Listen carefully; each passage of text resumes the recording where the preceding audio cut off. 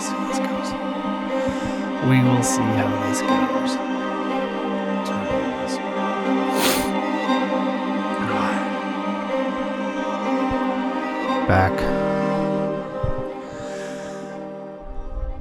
Back to the podcast, I guess, thing. I don't know. This is really more of a technical test. When I say like podcast, I don't need another white guy with a podcast, eh? But it's not. I don't really expect anyone to listen to this. This is more just for the fun of me. I like just the self-hosting aspect. So, but hey, it gives me a place to ramble and get my thoughts together, and then maybe, I don't know, if something ever happens to me, my family can find these and, you know, just have a nice archive of my voice somewhere, as long as someone keeps paying the hosting bill. Anyway, diving on in.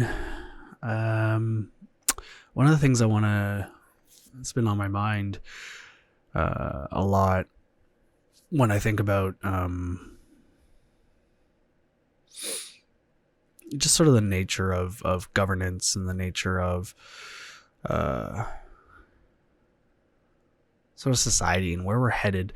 I mean, right now, I think we can all agree it is June 30th, 2023, and shit is just, seems like we're bouncing from disaster to disaster and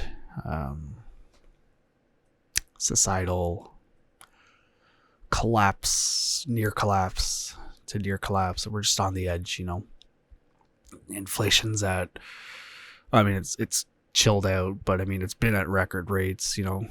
People can't afford groceries. Everyone's broke. Everyone's mad. Everyone's angry, and planet's overheated. Shit's like record-breaking heat everywhere. Canada right now, we're in the record-breaking wildfire season. Just fires and smoke like every morning. It seems my city's blanketed in smoke, and I'm not even near the fires. And that's just nuts. It looks like the end of the world out there some days. Just the smoke and the smell, and it's always something, you know, like Russia just had like almost a civil war or something. I don't know, some weirdness there. Who knows? I'm sure it'll come out in the years that it was just some CIA op or some bullshit. But it, honestly, last weekend looked like, you know, as you're following the headlines and tracking it like I was like, holy shit, like I'm witnessing the overthrow of the Russian government in real time. It was wild, but things have chilled out there. I mean, obviously war in Ukraine is still going on. I'm sure we've got a pandemic brewing up. I've been hearing a lot of talk about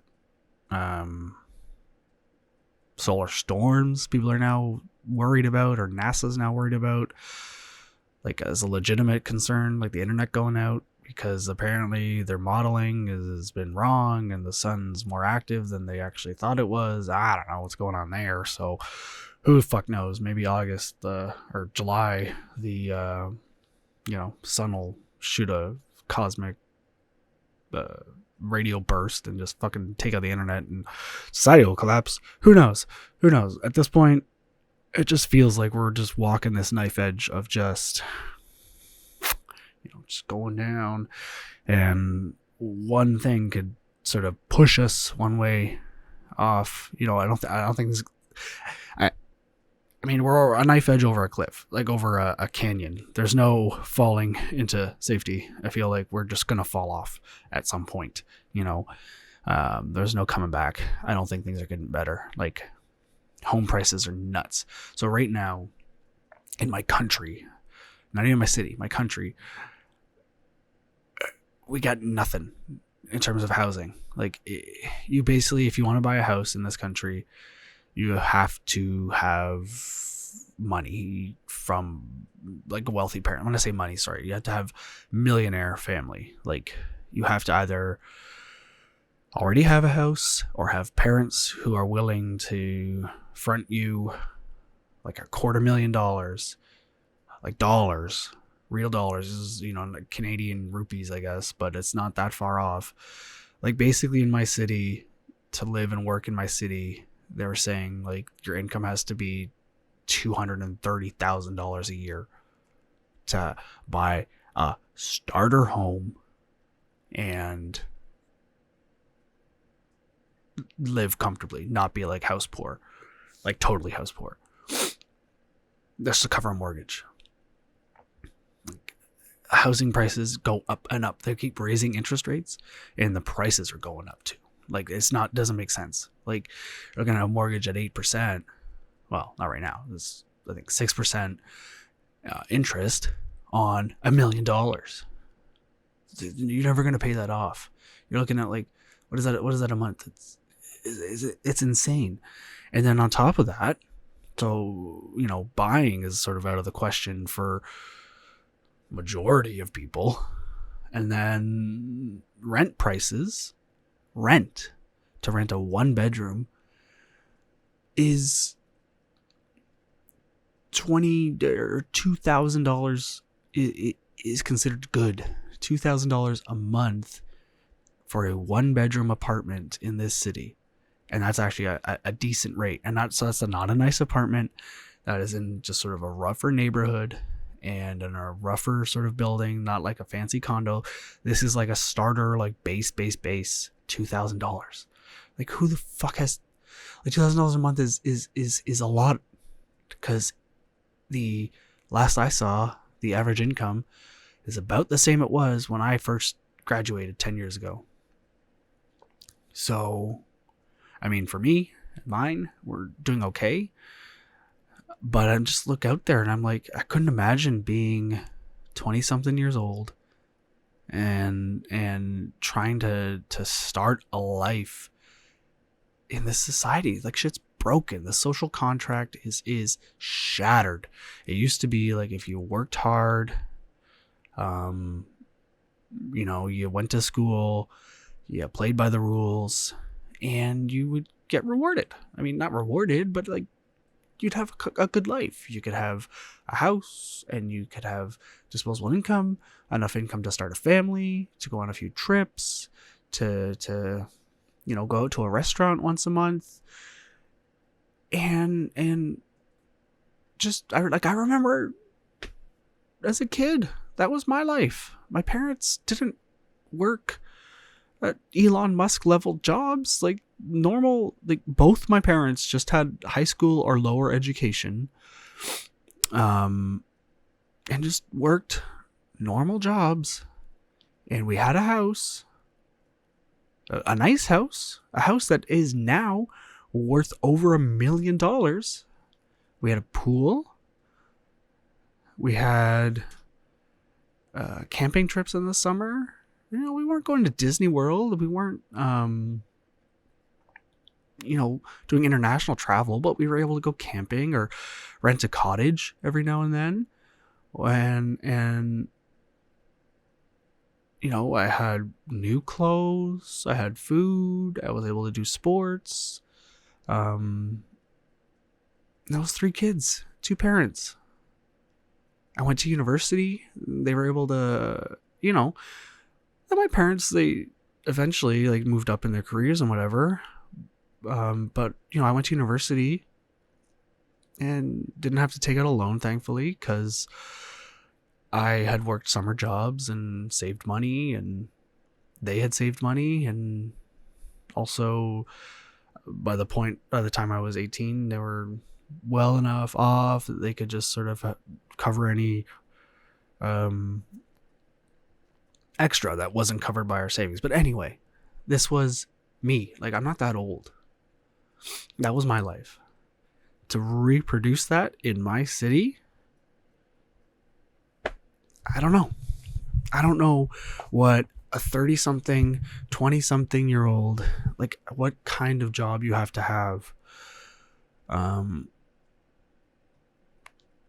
to do that. Like, I don't see the jobs out there that are paying that much. Like, I don't know anyone that, everyone I'm around, like my friend group, we all went to university.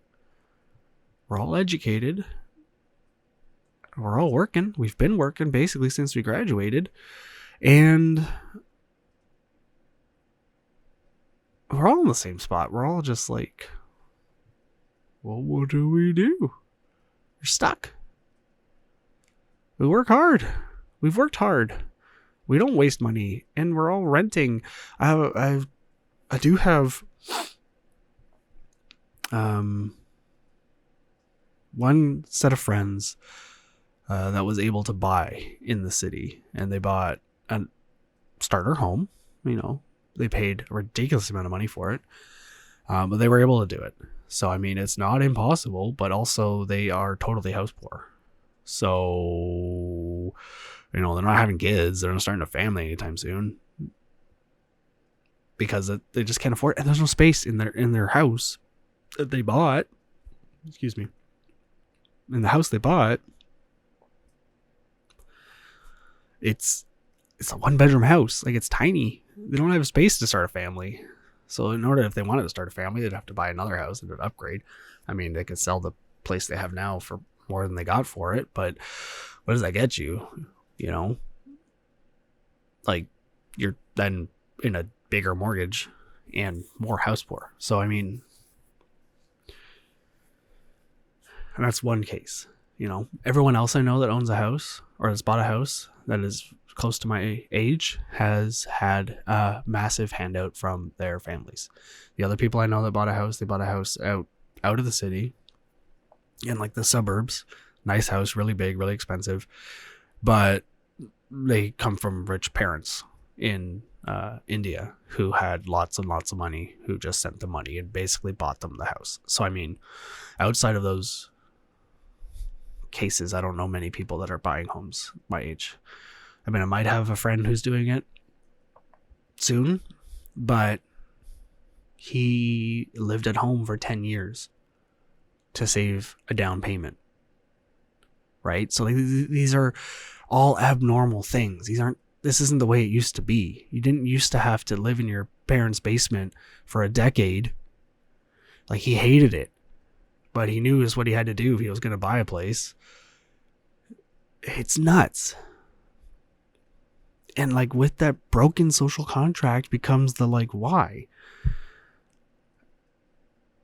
You know, like, eventually it's, why am I getting up and going to work and not me personally, I'm just saying in general, like, if you work a job you don't really like and it's not at this point even really paying the bills, like, what's the point, right? I just think we're on the edge of some kind of collapse, which is a long way to come back to sort of my discussion on or my ideas around well, what else is there, or what other systems, like, clearly the one we're in is broken, but what other systems are out there? And the one thing that always nags me or always gets me is this idea of human nature that we've been fed, and that a lot of times is used as an excuse for why anything other than the system we have won't work. So when I talk of my ideal systems where there is no government, there is no leadership, there is no control, everyone is free, and all transactions are voluntary, everyone says, oh, that'll never work because of human nature, because people are greedy and they're going to take advantage, and you need laws. If there weren't laws, I'd be out there stabbing people. So I'm like, okay, well, you're a psychopath, because if the only thing stopping you from murdering people is the fact that you go to jail for it, then I don't know if I want to be near you, because it really just means that if you could find a way to get away with it, you would kill me. You know, like, I don't think what people realize they're saying when they say that. It's the same thing with religion. People are like, oh, if it wasn't for religion, we wouldn't have morals. And it's like, well, so if one day you have a crisis of faith, you're gonna go on a shooting spree because you don't believe in God anymore, so you just might as well kill everybody. Like, it's really that the one thing holding you back? Like, I've had people to my face tell me that, in all honesty, that the only thing keeps them from doing bad stuff is that they believe in God. And it's like, well, I think you're a bad person then, because if the fear of punishment is the only thing stopping you from doing something, then you're not really a good person. You know, like for me, I don't do bad shit because it's bad. Like, I don't want to harm people. I don't want to ruin people's lives. Like, I'm peaceful. I try to help people. And I think that we've been fed this. I don't think that people actually believe that. People maybe think they believe that, and maybe, and I know for a fact there are people, like, there are legitimate psychopaths, and there are legitimate, like, the joke is that they're lizard people, and the conspiracy theories, you know, it's like they're lizards, aliens.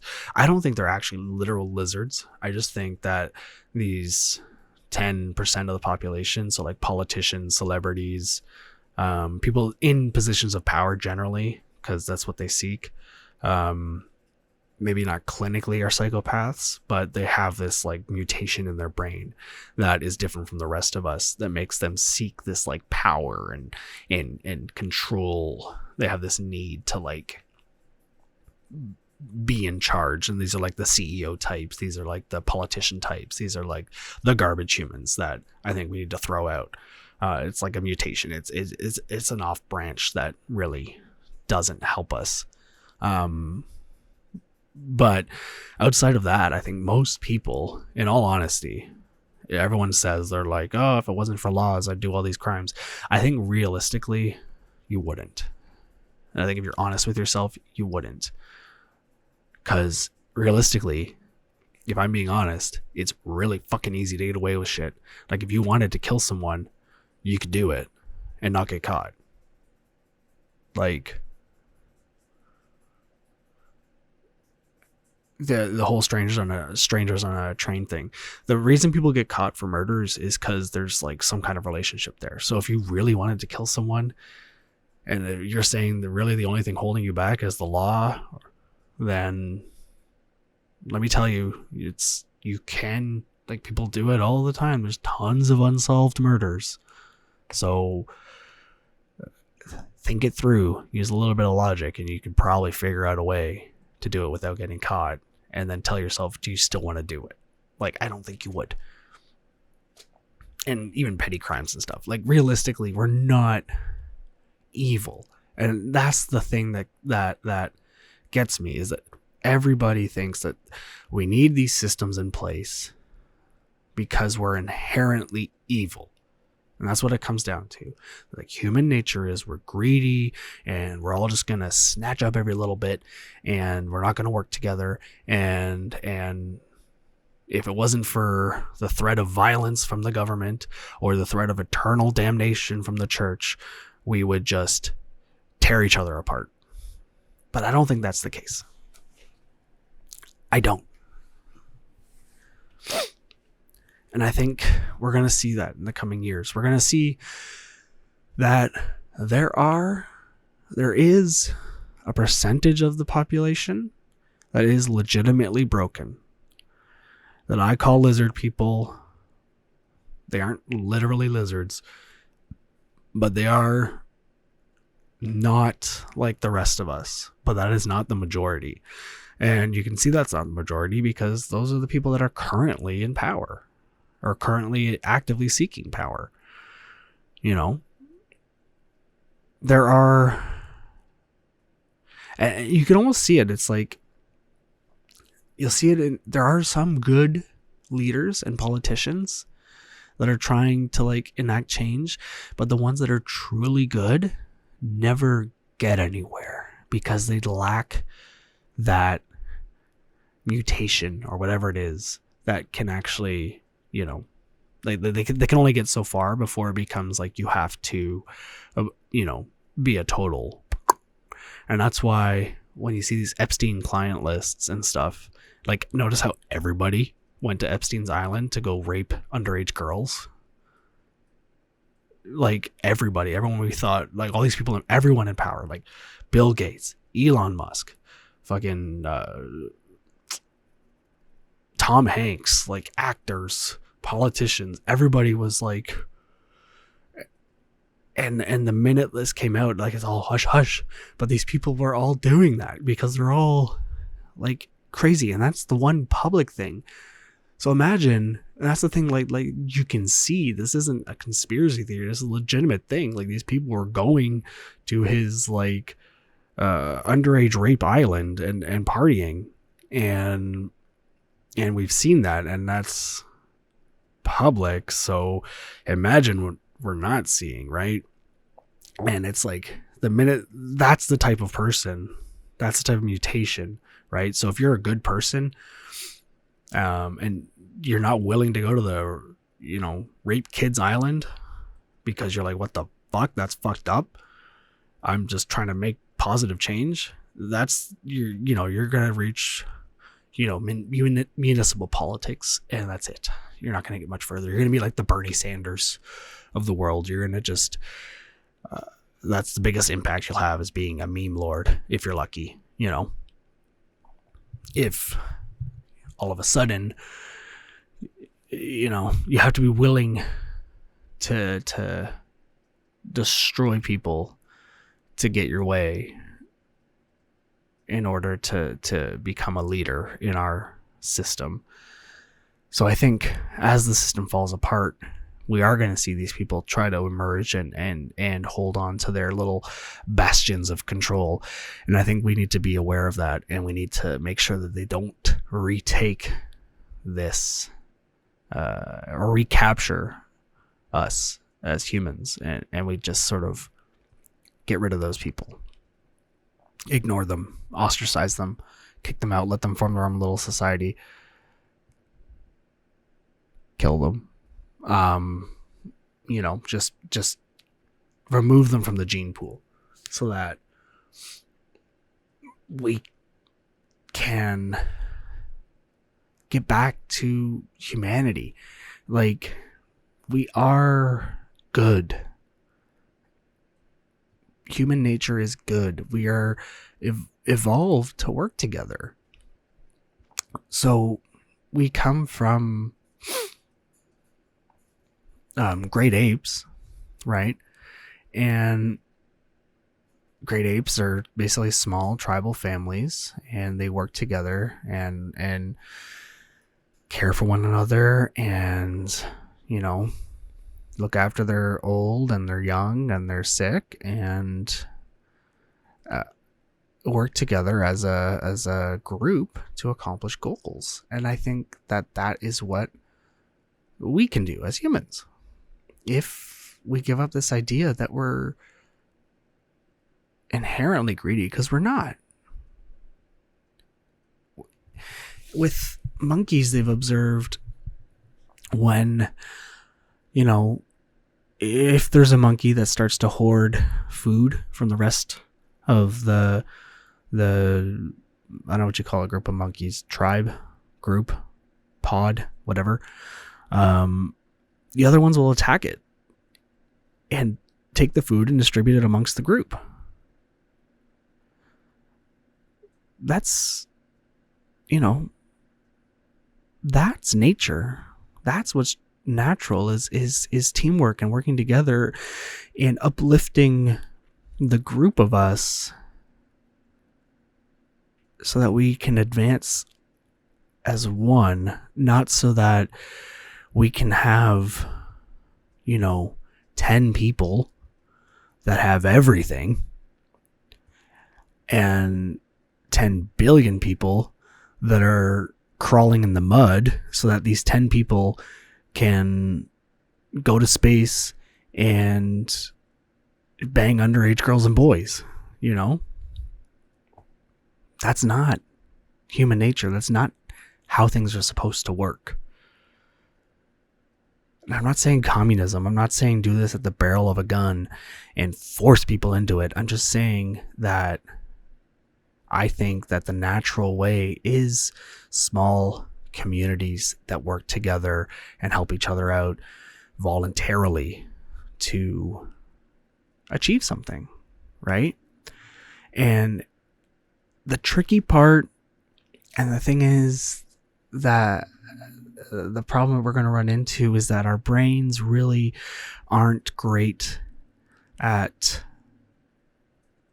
anything above that small part, right? So the more of us there are, the harder it is for us to like community. So we start to sort of fracture off into like little tribes that can then end up being like, oh, we're the best tribe. And usually they get taken over by these lizard people types, and in order to, the lizard people types want more power, so they want to grow their tribe, so they start to like manipulate, and that's, I think, where things start to fall apart. It isn't human nature, it's these like 10-20% of the population that just fucks it up for the rest of us. But that 10-20% is able to exploit this weakness we have, where we struggle when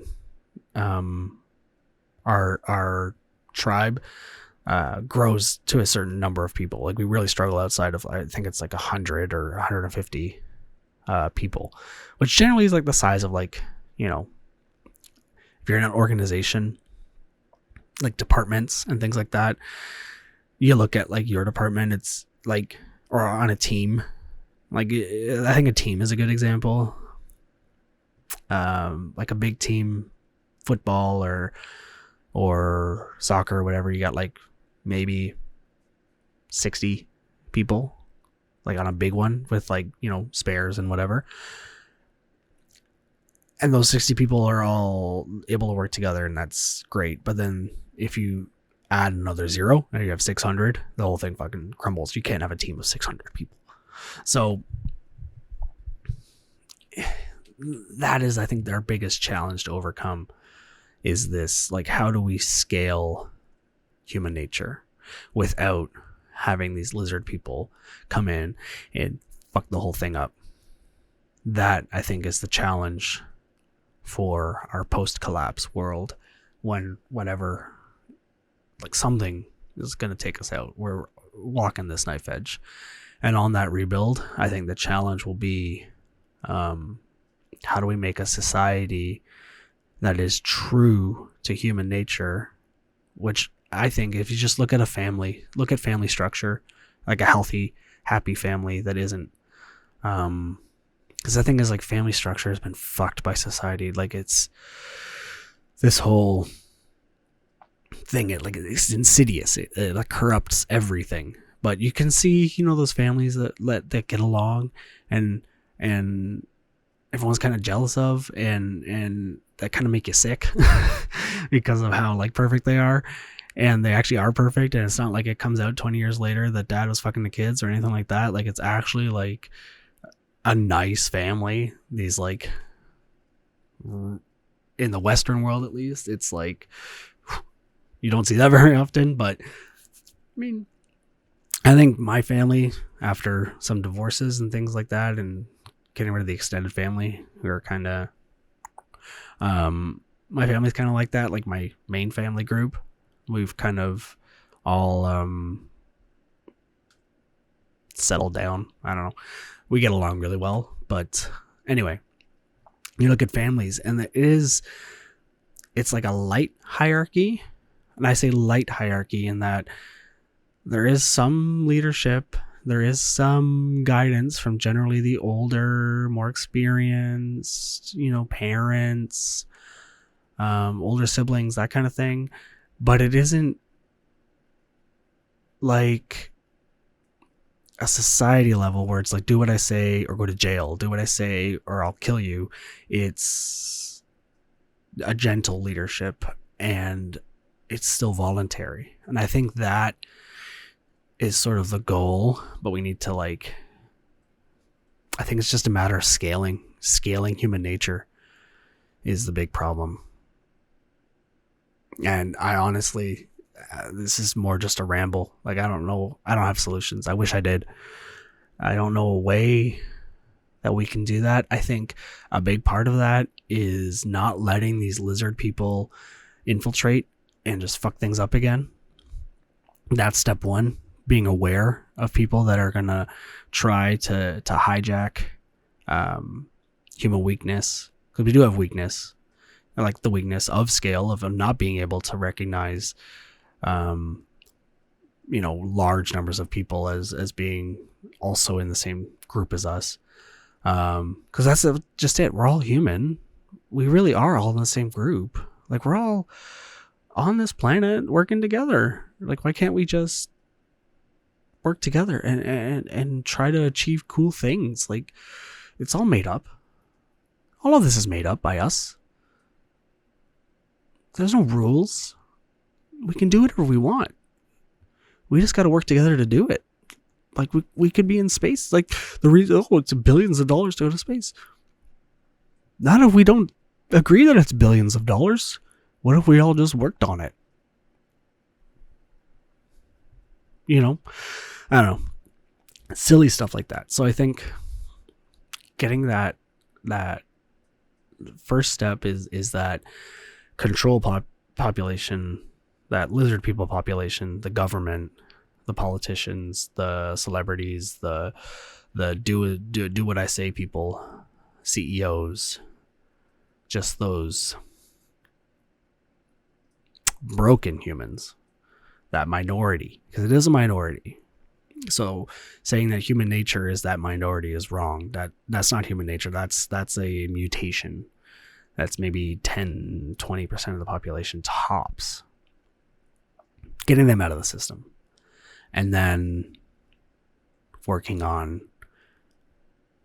building something better where we can work together based on because I think the most powerful thing we have is the ability to love one another and care for one another, and the ability to care for someone you don't know. Empathy is a superpower.